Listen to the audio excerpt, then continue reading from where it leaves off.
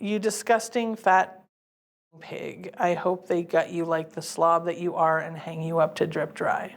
That is Chula Vista Elementary School Board member Kate Bishop reading a message she received on social media. She says threats like this intensify when she advocates for issues like closing the achievement gap between Black and white students or being more inclusive of LGBTQ students and staff. You're a bitch and you are a dog on a leash and you're wrong. That's former National City Mayor Alejandra Sotelo Solis recounting an attack from a man after a city council meeting in 2014. The experiences of Bishop and Sotelo Solis align with a recent USD poll aimed at gauging threats against local elected officials. The survey found 66% of male office holders reported being threatened or harassed, compared to 82% of their female counterparts. And 2/3 of those polled said the intimidation has worsened since they first entered office. UC San Diego political science professor Barbara Walter said the election of former President Donald Trump in 2016 is a big reason for the jump. Trump was the first president who would vocalize violence as a legitimate tool. So we know that is increasing. It tracks with a rise in all sorts of other types of violent behavior and violent language that we have been seeing. Walter says part of the current backlash against women politicians is tied to the far right. The white Christian element of the movement wants American society to revert back to a time when women were subservient to men. They feel that women are not equal to men, that they should not be empowered to make decisions that could affect men. They don't even believe women should be empowered to make decisions about themselves.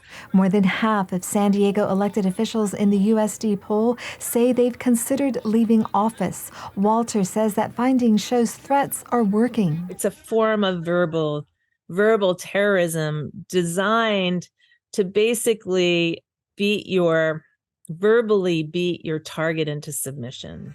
Bishop and Sotelo Solis say the threats haven't driven them from public service, but they do seek accountability. Bishop contacts police when she receives severe threats. Sotelo Solis got a 3-year restraining order against the man who berated her outside the council meeting in 2014.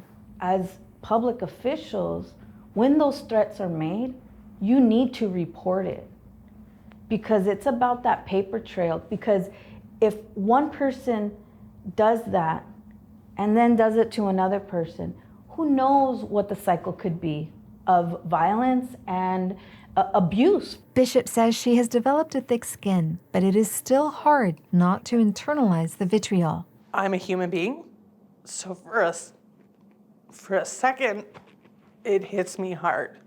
And I say, God, that's scary. Like, that's, depending on the type of threat too. If it's just a person railing at me, it's easier to just be like, okay, whatever, it's fine. They're sharing their feelings with me in an unhelpful way. When it's like really graphic or sexual, I usually talk to my husband, and then I realize that the person making the threat doesn't have the words to express their emotions healthily. Bishop believes expanded mental health care and teaching school children how to communicate without rancor are among the solutions to restoring civility in public discourse. Walter says any attempt to decrease threats against elected officials is incomplete unless social media platforms face tighter controls. She argues it's possible while still protecting free speech. Let people put whatever they want on the internet. Regulate the algorithms that right now are all designed to disproportionately favor the most incendiary material, the stuff that triggers fear and anger and hate, because that's what our brains are designed to focus on more heavily. Bishop says despite her experience, she encourages women to run for office, and she coaches them on how to shield themselves from threats. And keep your cool and keep your resolve to keep going. Amita Sharma, KPBS News. Feel is just fear of the unknown, and I represent a new generation of school board member and people